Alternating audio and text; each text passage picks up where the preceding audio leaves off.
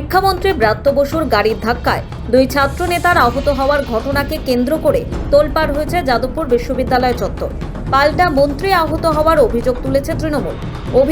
পাল্টা অভিযোগে সরগরম যাদবপুরের ঘটনার প্রতিবাদে সোমবার সকাল থেকে ছাত্র ধর্মঘটে সামিল হয় ছাত্র ফেডারেশন অফ ইন্ডিয়া।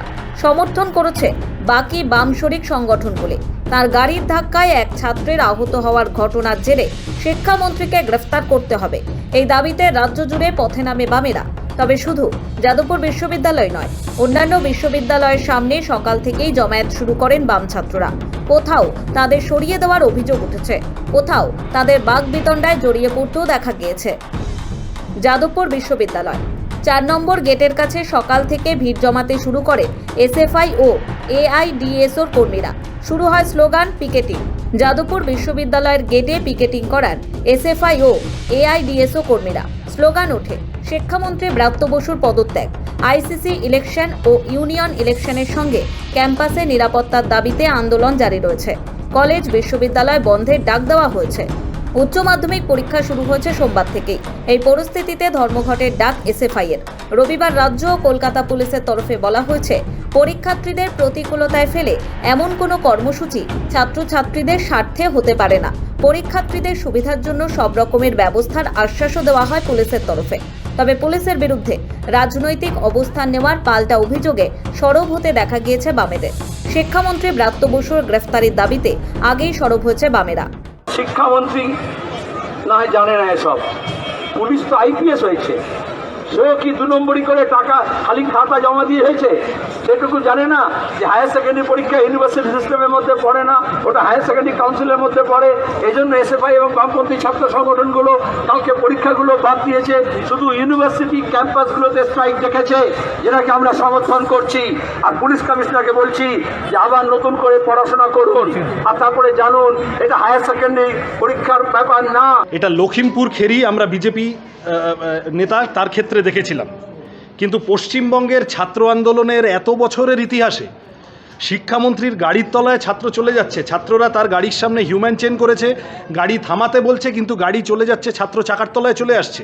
এই দৃশ্য কেউ কোনো দিন দেখতে পাবে না, বিভৎসতম দৃশ্য। ইমিডিয়েটলি শিক্ষামন্ত্রী এবং তার সাথে আর যে ড্রাইভার ইত্যাদি এদের সবার গ্রেপ্তারি চাই। বাম ও তৃণমূলের এই সম্মুখ সমরের আবহে বিজেপি আবার দুপক্ষের মধ্যে বোঝাপড়া তত্ত্ব আনছে। কয়েনের এপিট আর ওপিট, মাকু আর সেকু। এখন বাঘের পিঠে চড়েছে মমতা ব্যানার্জি।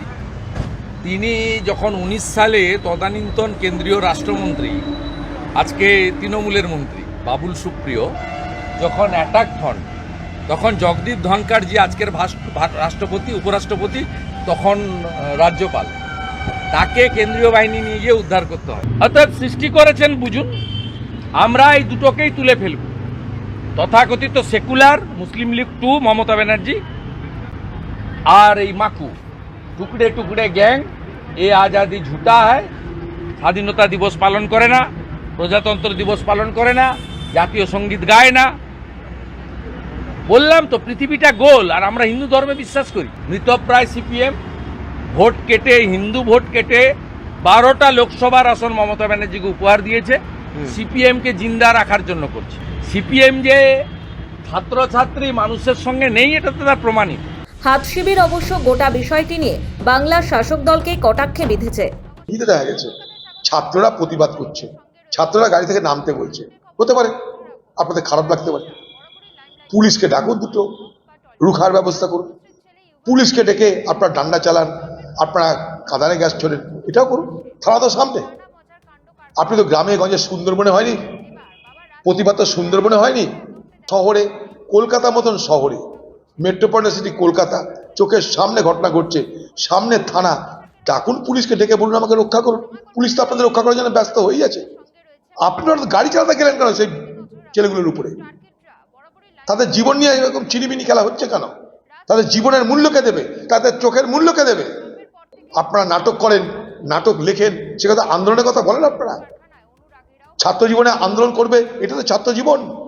আমি ব্রাত্যবাবুর কাছে আবেদন করব, আপনি বাংলার কৃষ্টি সংস্কৃতির জায়গা, বাংলার শিক্ষার ক্ষেত্র, এই বাংলা ভারতবর্ষের বহু মানুষ তৈরি করেছেন, মনীষী তৈরি করেছেন। আর যাদবপুর বিশ্ববিদ্যালয় এক ঐতিহাসিক বিশ্ববিদ্যালয়।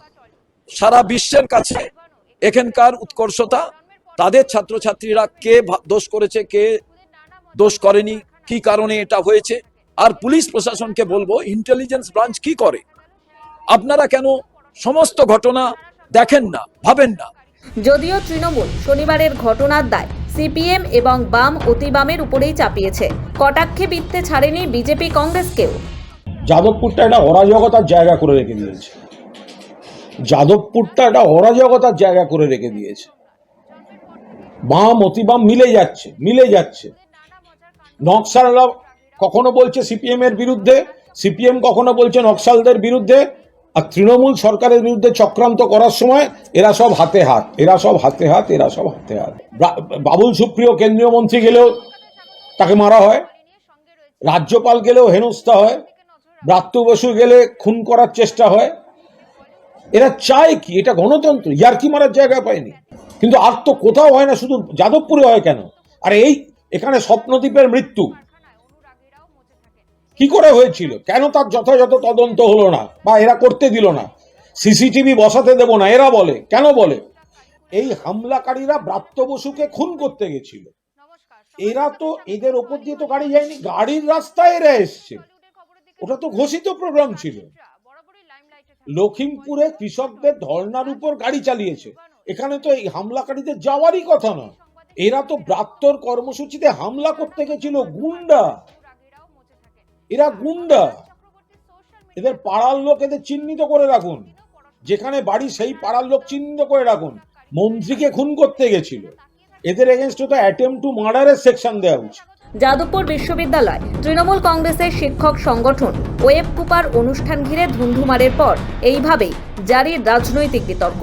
দিনভর মিছিল, বিক্ষোভ, অবরোধে সরগরম রাজ্য রাজনীতি। সৌভিক।